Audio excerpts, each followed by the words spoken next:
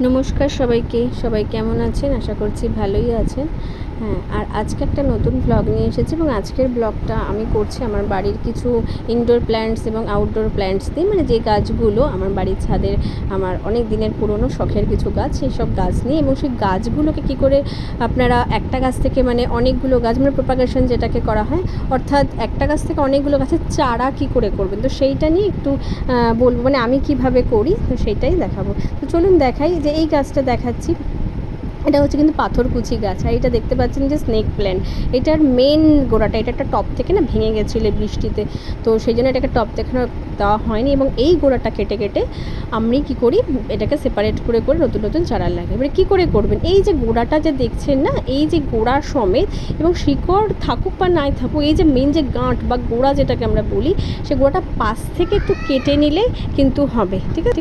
এইটাও এক ধরনের পাথরকুচি গাছ। এই গাছগুলো কিন্তু আমার বহু পুরনো গাছ, এবং এই গাছের এই যে সাইড থেকে যে দেখুন দানাগুলো আছে না, এইগুলো আপনি ছড়িয়ে দিয়ে দিতে পারেন, মানে দানা বা পাতার কুচি যেগুলো দেখছেন, এগুলো না ছড়িয়ে দিতে পারেন বর্ষার সময়, তাতেই কিন্তু গাছ ভরে যাবে। এবং আর একটাও করতে পারেন, যে পাতাটা ফেলে দিলে, জানেননি ভালো করে যে পাথরকুচির পাতা ফেলে দিলেই হয়ে যায়, তো সেটা যদি নাও করেন অটোমেটিক এই যে এইগুলো ছড়িয়ে দিলেই কিন্তু হয়ে যায়।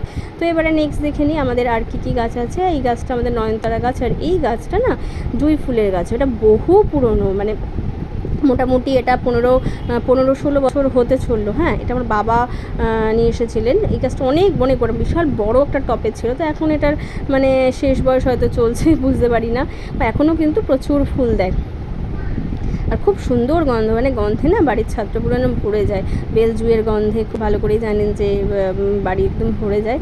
তো নেক্সট পরবর্তী আর কি গাছ আছে একটু দেখাই। এরপরে আমাদের এই যে ছাদে কিছু একটা টগর গাছ আছে, আর ওপাশে একটা দেখতে পাচ্ছেন যে এটা হচ্ছে কি বলে, কারি পাতা গাছ। বাড়িতে একটা কারি পাতা গাছ থাকলে না খুব সুবিধা হয়, চট করে কিছু ঘুগনি করা হোক, বা একটু আলুর দম করা হোক, বা কিছু একটু সবজিতে বা মশলাতে হিসাবে ব্যবহার করা হোক, তো সে তার জন্য খুব উপকার। আর ওই যারা একটা দেখতে পাচ্ছেন যে ওই যে ছোটো দেখুন নিচে, ওই যে আমি একটু পজ করে আপনাকে দেখাচ্ছি, তো সেই যে আর একটা স্নেক প্ল্যান্ট গাছ, এই যে দেখাই। তো ওই বৃষ্টিতে না এই যে গাছগুলো এরকম অবস্থা হয়ে গেছে, পরিষ্কার করা হয়নি, একদিন সময় করে একটু পরিষ্কার করতে হবে। তো এই যে আর একটা হচ্ছে আমাদের, আমি করেছিলাম যে চারা ওখান থেকে তুলে, মেন গাছ থেকে চারা তুলে এইটা আমি লাগিয়েছিলাম, মোটামুটি 1-2 মাসের মধ্যে ধরে গেছে। এই যে পাশ থেকে চারাও ছেড়েছে। আর একটা কিন্তু আমি আমার ঘরে করেছি, সেটাও পরে দেখাচ্ছি নিচে গিয়ে। তো প্রত্যেকটা হিসাবে খেয়াল রাখতে হবে, গাছগুলো বসানোর সময় আপনারা গোড়া যদি ইয়ে করে বসান, তো এই সমস্ত গাছগুলো, যেমন কিছু স্নেক প্ল্যান্ট, কিছু অ্যাগ্লোমানিমা, হ্যাঁ, এই যে আরও দেখাই, এই যে এই সমস্ত গাছগুলো তো বসানোর পরে কিন্তু রোদে দেওয়া যাবে না, বসানোর পরে তাদেরকে একটু ছাওয়ায় রাখতে হবে, মানে ছাওয়ায় রাখতে, মানে হালকা অল্প একটু পাতাগুলোতে ছিটিয়ে ছিটিয়ে জল দিতে হবে, এবং গোড়া যাতে না পচে যায়, গোড়া ভর্তি করে জল একদমই নয়, গোড়া মানে মাটিটা ভিজে থাকবে, মধ্যে কথা মাটিতে ভিজে থাকবে, মাটি ভিজে থাকলে জল দেওয়ার আর দরকার নেই।